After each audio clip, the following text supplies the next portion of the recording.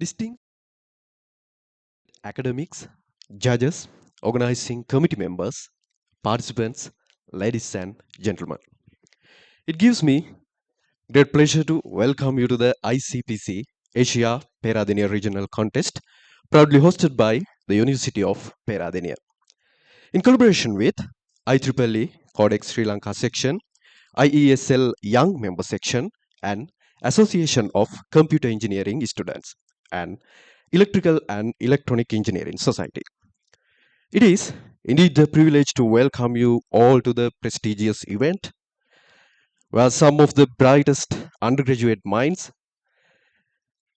to demonstrate their problem solving skills, teamwork, and resilience. Today, the University of Peradeniya proudly stands as the part of the global ICPC community. The International Collegiate Programming Contest, widely known as ICPC, is the world's most prestigious time based algorithmic programming competition, often described as Olympics of programming. ICPC brings together university students across thousands of institutions, more than 100 countries, challenging them to solve complex problems under strict time constraints while adhering to the highest standards of fairness and integrity. This year's ICPC Asia Peradeniya Regional Contest brings together 22 outstanding teams representing universities across Sri Lanka as well as overseas, including India and Bangladesh.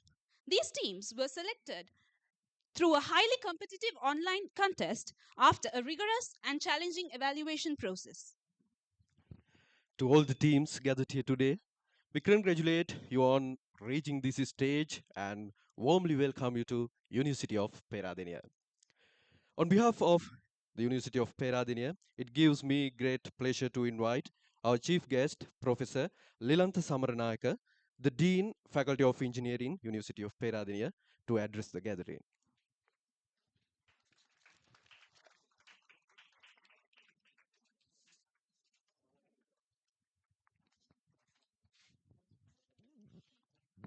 Thank you, and very good morning to all of you. On behalf of the Faculty of Engineering, I welcome all of you on this bright, sunny Sunday morning to the Faculty of Engineering, University of Peradeniya, to start with the International Collegiate Programming Contest uh, here in the Faculty of Engineering. I learned that 30 teams are here on board, 20 local and 10 overseas. So I warmly welcome all of you to the contest. And especially I would like to thank the IEEE Sri Lanka section, the Institute of Engineers Sri Lanka Younger Members section, the ASS and the Electrical Electronic Engineering Society and the Information Technology Center and all other organizers who spent relentless time and effort to make this event a reality. This is our first experience organizing this event here in Sri Lanka. So therefore, the organizers have, I know as a fact that they spend a lot of time and effort to put things together. And I hope you will have all the required facilities to the level that is expected.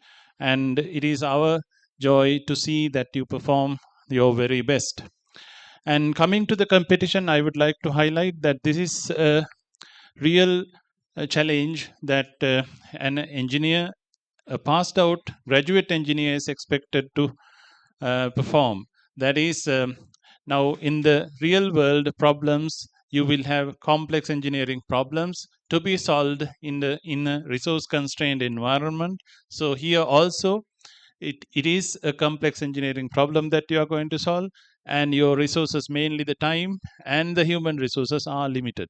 So this is a truly an engineering problem that you will be solving. So I hope you will you will use your intellectual capacity and all other talents to give the best solution. And I wish the very best in this morning to all the teams who are gathered here. Thank you very much.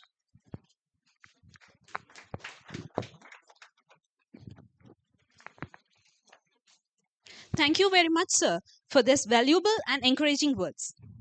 Next, I would like to invite our guest of honor, Dr. Sampath Digalla, the acting head of Department of Computer Engineering, University of Peradeniya, to address us.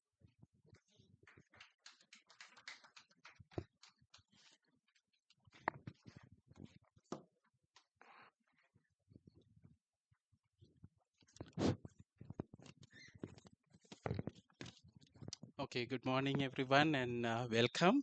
On behalf of the Department of Computer Engineering, I would like to have a few words with you, representing as the acting head of the department, as our current head of the department, Dr. Bandarin, is out of the country. First of all, I would like to thank Dr. Lilantha Samaranaika, Dean, Faculty of Engineering, uh, supporting events like this, having international competition in University of Peradeniya. And also we have Dr. Upul Jayasinghe, who's the ICPC regional director. Is the one who actually started this as bringing international level coding competition into Sri Lanka and at Peradeniya. So I think most of our students get a lot of uh, participating event like this locally. um, so that is something that I should thankful for him as for the department. And we have Dr. Hakim Yusuf. He's the judging the panel, helping us the organizing event from the previous event as well. So as a head of the department, I would like to thank his contribution to this event. And we will also get two members as local judges, Mr. Samruddhi Kanakarachi, he's the director technology 99X, and Dr. Asanka Sayakar from UCSC for helping us to coordinate this event. So with that said, those who are new to Department of Computer Engineering, those who are participating from our international colleagues from India and Bangladesh. So let me give you a brief introduction to the department. So we started as a service department in 1985, and in 2001 we became a fully fledged department producing true computer engineers. What I mean by true computer engineers in our curricula, we believe that we uh, give you both hardware and software, and producing in both worlds we are serving. And if you look at our past graduates, they are being in almost all the top you know companies in serving the world. So it's not only theory or the practicals that we do in day-to-day lives in the department or the faculty matters. Competition like this is very important for young graduates like you. So it's nice to see you gathering a team of young budding undergraduates here, working in very competitive environment, 5 hours of working on mathematical logical computer programming competition like this. So with that said, so I hope you will enjoy the stay as well as the competition. I hope you will have a lot of memories working as teams under pressure, and also get to knowing each other. So I wish you all the best for the competition, and hope to see you results. Thank you.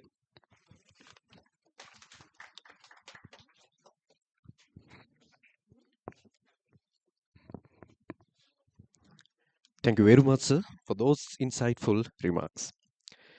I now have the honor of inviting the ICPC Asia Peradeniya Regional Country Director, Dr. Upul Jayasinghe, to address us. Sir, the floor is yours.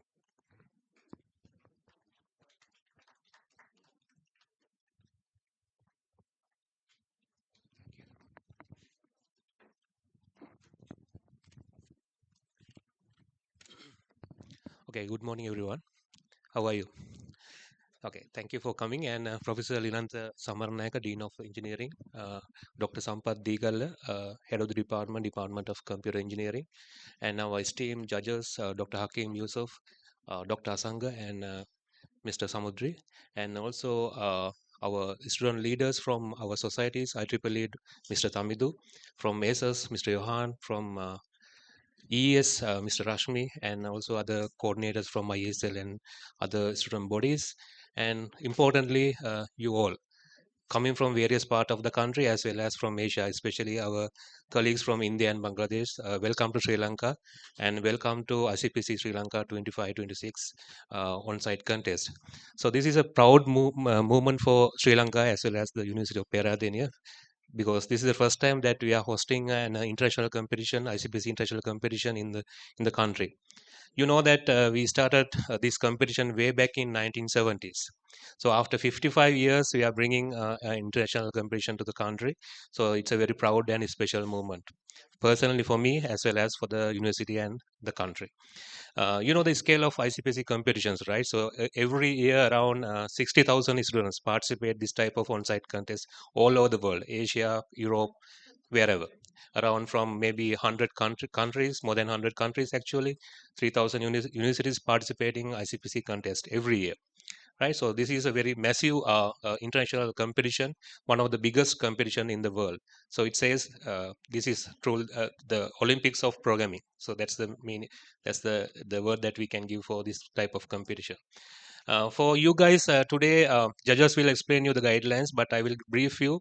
So you will be given a one computer, right? So that is totally offline as per the ICPC rules. That's where we are different to other traditional competitions, right? And also you will be given a three teammates, so work together, and you have 4 hours to complete the 10 real world problems, right? So you know that in any programming competition or any programming exercise, there will be some issues. Maybe you can get stuck with your algorithms, right? So don't worry, you have trained well. I wish you all the best to do well in today's competition, because we have already won being here. So therefore this is a big achievement. You can put this in your CV, you can network with your friends here, and you can discuss your futures, maybe start startups, right? Everyone.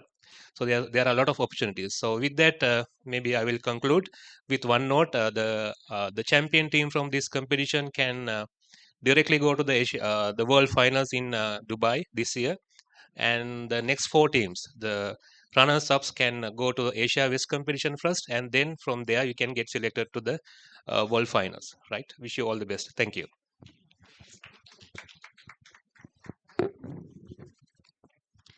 Thank you very much, sir, for your continuous support and guidance. Once again, we thank all our honorable guests for their valuable time. As we stand at the threshold of today's contest, let us remember that ICPC is not merely rankings or trophies. It is about teamwork under pressure, logical thinking, ethical competition, and the pursuit of excellence. The experience you gain today, collaborating with your teammates, solving challenging problems, and performing within tight time constraints, is what truly defines the spirit of ICPC. To all participating teams, we wish you focus, confidence, and clarity of thoughts as you take today's challenges. May this contest both be remanding and demanding, and may it leave you with many memories and experiences that will last beyond today. At this point, we will proceed to the contest briefing. I now invite Dr. Hakim Yusuf, the judging chair of the ICPC Asia Peradeniya Regional Contest, to take over and brief the contestants on the contest rules, regulations, and important procedural details. Over to you, sir. All right. Good morning. Good morning. Are you awake? Yeah, ready to solve problems? All right. So let me first welcome you to all our international contestants from India and Bangladesh. Let me welcome you to Sri Lanka. And of course, all our students who are coming in from other institutions. Let me welcome you to the University of Peradeniya. All right. So we are following the general guidelines and the rules of ICPC, so that if you do win, right, if you top it and you go to the international stage, you will also follow the same rules, right? Uh, so the tools that you're given, you're going to use DOM Judge, and we will give you credentials to log in soon. So you need to log into DOM Judge, and all your coding will happen on VS Code, and we have the DOM Judge plugin that will connect, and when you submit it, it will go to the server where it will be automatically evaluated, right? One critical thing that I want to get to you is that you need to get the exact output, right? So we do have you all are given some test cases. In addition to that, we have some hidden test cases that will run on your program, and that's how we evaluate it. So if we say a number, it should just be the number, right? It shouldn't be the number is and the number, because you're going to have a problem, right? So it should be the exact output that we expect. If we say hello world with a capital H and a capital W and a hyphen at the end, it has to be hello world with a capital H, capital W, and a hyphen at the end, right? So don't forget the hyphen, because then it'll be evaluated wrong. Of course, you can appeal and we will recheck the code anyway, right? So the tools that are allowed, what I just told you, no AI tools are allowed, right? So you can't use any coding or code generating tools. You're allowed to only collaborate within your group, right? So the three of you are allowed to talk, and then you're allowed to come up with the answers. You are not allowed to collaborate with other groups, right? So make sure you follow those rules. Mobile phones, smartwatches, right? Flash drives, USB sticks, right? External storage devices, Wi-Fi routers, hotspots, anything, right? That you can connect to the internet are not allowed, right? So if you do have those devices with you, I assume you don't, please have them switched off or handed in.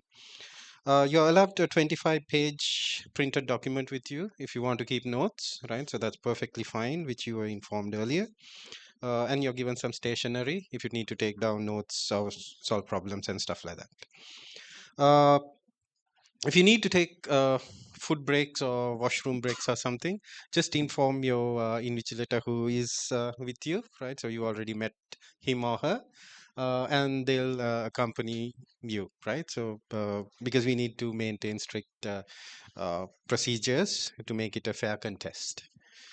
What you're allowed to program in is C, C++, Java, and Python. So the four programming languages are allowed. So you can code in any of those. And you have all the software installed on your PC. You will have 10 problems to solve, right? They range from easy to hard, right? So we have 4 easy problems for you all to warm up, 4 medium problems, right? And then 2 very hard problems, right? And I've been through the problems, so I know. Okay. So we don't have partial uh, credits for any coding, right? We only have accepted or rejected. So your program needs to run all the test cases, right? Uh, if you can, of course, make multiple submissions, we recommend a maximum of 3, right? Submission. So if you get one wrong, you can resubmit. That's not a problem. But there is a penalty of 20 minutes added if you do get a answer wrong, right? So it's always better to run and check before you do the submission, right? The last hour, so we have 4 hours of coding or 4 hours of competition. The last hour, the leaderboards will be frozen, so it's anyone's game, right? So no one knows who's going to win, right? So make sure you take it to the line, right? And uh, it's not over till the fat lady sings, right? So uh, if you do have any questions, I can answer them. Right, so you are in the online thing. The only difference is now you're physically here, right? And you don't have any access to the internet, right? Do you all have any questions? So we will give the credentials to them to log into Dom Judge, and you can get yourself familiarized, and we start the competition at 10 o'clock. Thank you very much, sir, for that briefing. Uh, Next, we would like to remind that there is a session on artificial intelligence conducted by Mr. Samudra Kanankerachi, the Director of Technology at 99X Sri Lanka. This session will be held at 10:30 a.m. At Lab 3. We would like to invite all the volunteers and participants to join that. Also, we will be commencing the program shortly, so please hold on.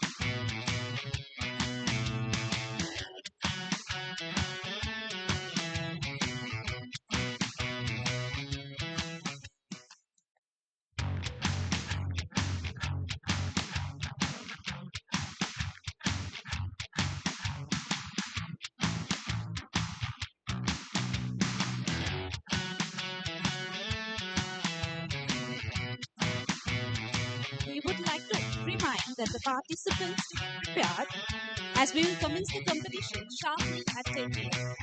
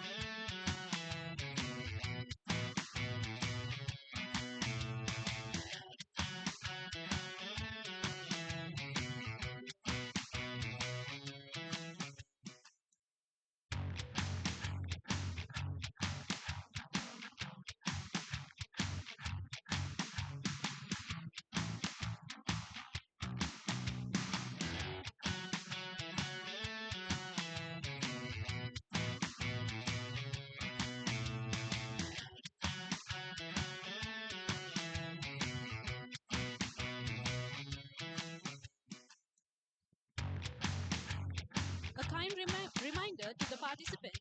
We request you all to log in to the website. And if there is any issue in logging in, please convey the message to your invigilator. And once again, we remind you the contest starts sharply at 10 a.m.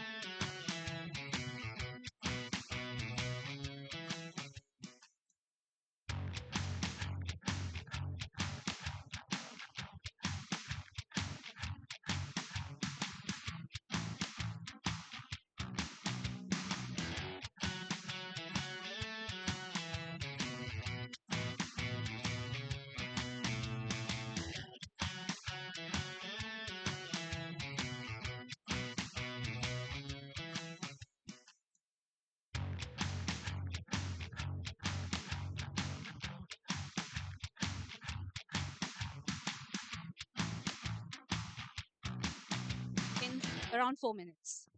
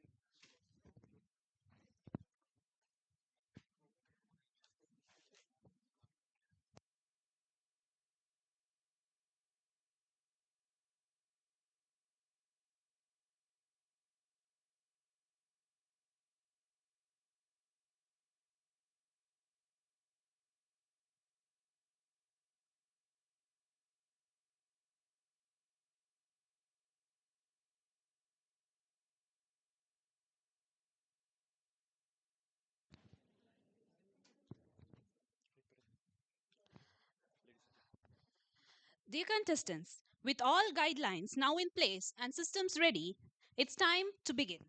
The problems are live and the challenge is being officially on.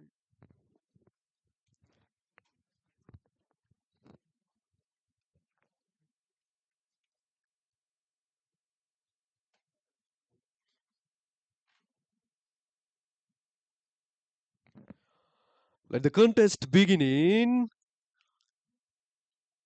3, 2, 1. May the best team rise to the top.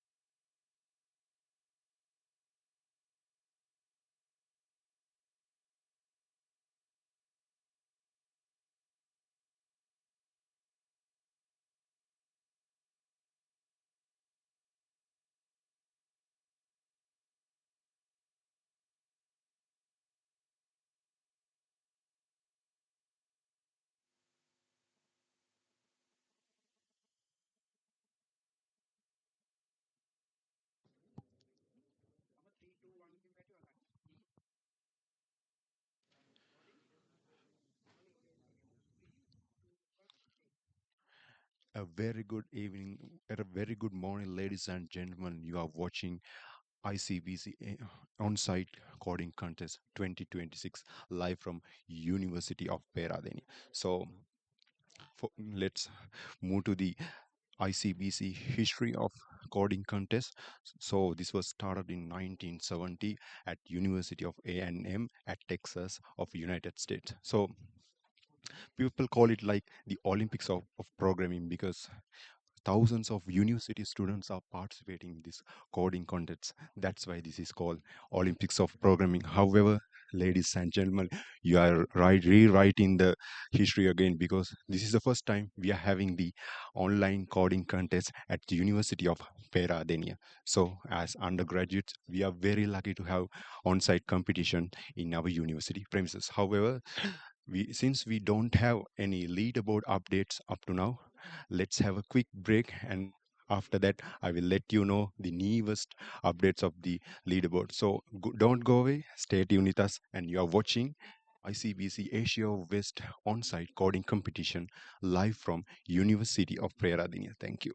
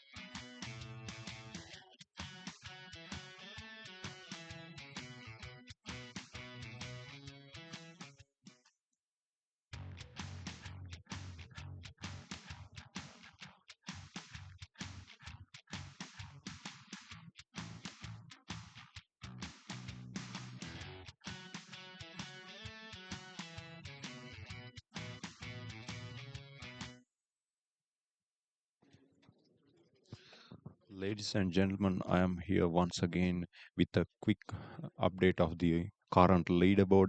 As you can see in the leaderboard, um, Team 1 in the first place, Aftershock, have submitted the third questions with a penalty of 11 minutes.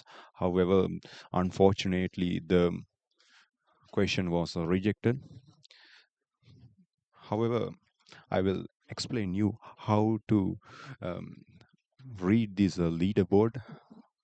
Um, how to read this leaderboard. So in the left corner of this leaderboard, you can see the team names of each team, and after the each team name below, you can see the 10 questions of with 10 columns. So if you have submitted the question, it will be shown like green color, and also if it is in blue color, it means um, your questions was rejected by the panel of judges. However, in the worst case scenario, like I said earlier, if the question is wrong or the submission is wrong and it is rejected by the panel of judges, it means the you can see in the leaderboard it is shown like green red color. So however, let's have a quick update about the ICBC competition, the International College Programming Contest. ICBC is the world most prestigious and the long-standing university level programming competition, often offered to as the Olympics of competitive programming, established in 1977. However, ICBC promotes excellence in algorithmic programming, solving teamwork, and software engineering among undergraduate students worldwide. Let let me explain you the scope and the participation of this competition. The contest brings together undergraduate teams from all state and non-state universities in Sri Lanka together with selected teams from the Asian region following a high competitive national online preliminary round conducted earlier in January. And I will let you know the organizers and the collaborating bodies of this ICBC competition. The organizer is organized by the University of Peradeniya in collaboration with the IEEE Sri Lanka section, Institute of Engineers Sri Lanka Young Members section, Department of Computer Engineering, Faculty of Engineering, Department of Electrical and Electronic Engineering, Faculty of Engineering, university student societies like ACES and EAS. Ladies and gentlemen, I'll take a quick break and after that I will let you know the future details about this competition. Thank you.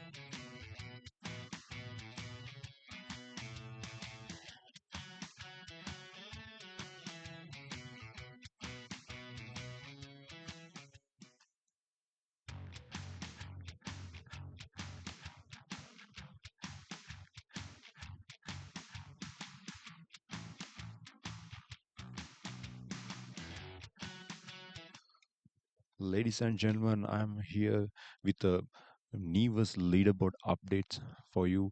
Um, Team Aftershock just completed the first question and submitted it successfully, and it is approved by the panel of judges. So they have completed two questions. First one is successful, but the third one is not successful and it is rejected. However, just now TLE Mora from University of Moratuwa have completed the first question now. Congratulations from our university side. Thank you.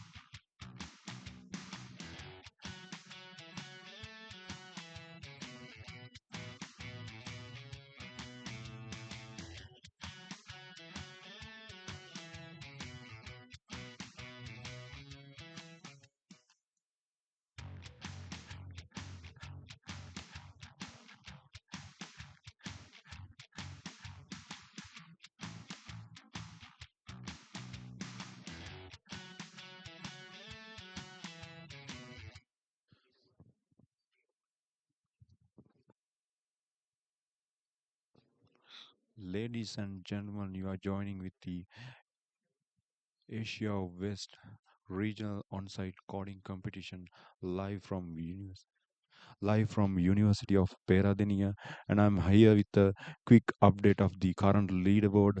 Team Aftershock from Bangladesh have completed the second question successfully, but the fourth question was rejected by the panel of judges. And in the second place, we have TLE Mora from University of Moratuva, Sri Lanka, and they have successfully completed the second question, but the first question is rejected. But somehow they have able to secure the second place. Then we have Infinite Coders. They have submitted the first question, but unfortunately, the first question is rejected by the panel of judges. Then we have Novaco. They have they also submitted the first question, but it was rejected. However, ladies and gentlemen, 1 hour already finished. You are watching ICBC regional online coding contest live from University of Peradeniya, Sri Lanka. So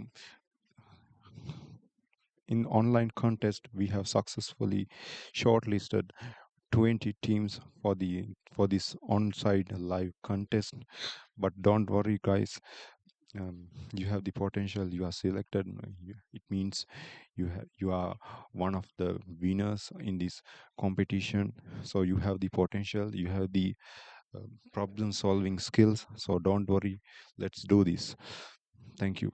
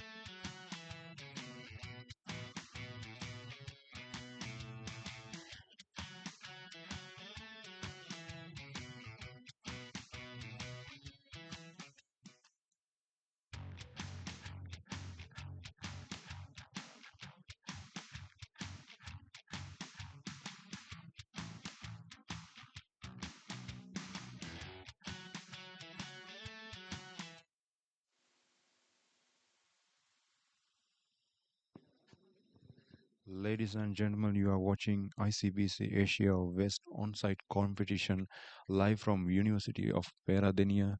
Let's have a quick look at the current leaderboard. TLE Mora just completed the first question and submitted, but it is under the approval of the panel of judges. However, we have a third team, uh, Team Technology, just now completed the second question with a time penalty of 69. However, now we have three teams.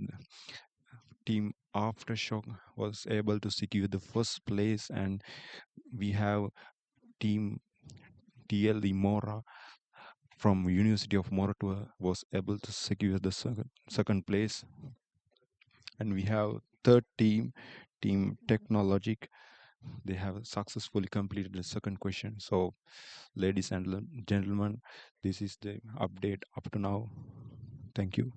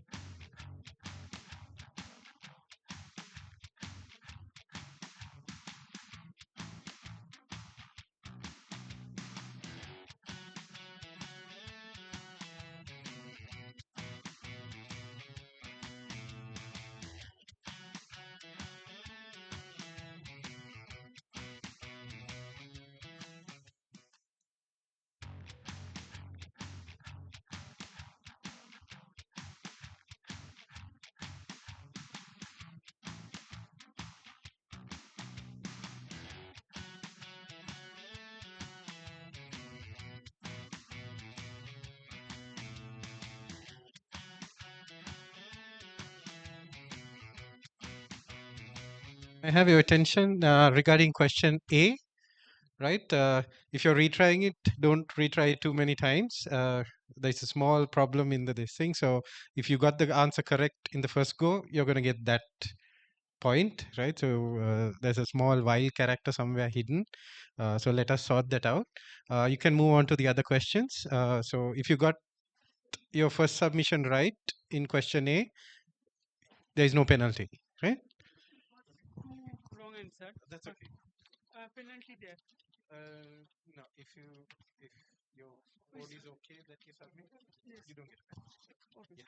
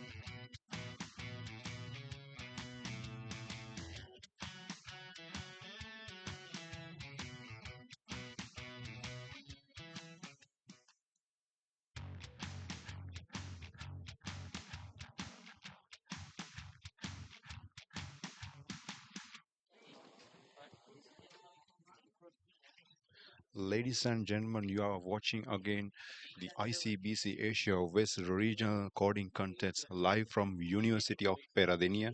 So, guys, today we have one of our senior colleague from University of Peradeniya Department of Computer Engineering, Mr. Janit Vanasinghe. Good morning, Janit. Good morning. We are almost 1.5 hours into our competition. So currently the leaderboard is being updated rapidly, as we Yeah. can see now. We can see some subtle changes in the leaderboard as well. Aftershock has secured the first place currently, and second place we have TLE Mora. And then we have repeaters who have now successfully completed the questions B and D. At number 4, we have the team Vanguard who have completed the question D successfully, and then Technologic, Nasakarar, and also Team Glory have are in respectively in order in the places of 5, 6, and 7, who have successfully completed question B.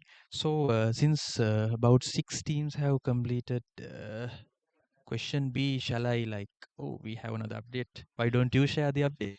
Yeah, actually, that's why we invited you here because you are one of the member of the question bank of this ICBC global competition. So, can you give me a brief explanation about these questions that have been completed by these contestants? Okay, so now we see some of the questions have already been solved. Yeah, So I chose one of the easy yeah, questions, the one of the questions which have been listed as easy. easy Yes. to discuss here. It Okay. was a string related question. Uh-huh. String related question. It is the string cricket question. Mm-hmm. It is sort of a string manipulation type, and also you need to have some sort of understanding about how the ASCII values work, and also you have to take consideration into the length of the ASCII values, and you might have to iterate through. So it is rather an easy question when it is compared to the other questions as well. Okay, we have some updates in Yeah. our leaderboard. Why don't you share? Okay, I will let you know some leaderboard updates. Team repeaters just now completed the fourth question successfully with a time penalty of 86 minutes. Then that is the update up to now. So, any questions to be clarified, Janitaya? Since just now we have updated our leaderboard to question D, D we might discuss that question D question. later. So we have already discussed how question B actually works. That's it from my end. Okay. I will let you know the current leaderboard updates again. In the first place, we have Aftershock from Bangladesh, and they have successfully completed two questions, the question number 2 and the question number 4, with a total time penalty of 33. That's why they are securing the first place of this ICBC on-site competition. And in the second place, we have TLE Mora from University of Moratua. They have successfully completed the second question and the fourth question, and the first question is under the approval of the panel of judges. That's why it is in the blue color. And in the third place, we have repeaters. They have successfully completed the same questions, the second question and the fourth question, with a time penalty of 163 minutes. So that's the leaderboard update up to now. So stay tuned with this. Don't go away. You are watching ICBC Asian West uh, on-site live competition from University of Peradeniya, Sri Lanka. Thank you.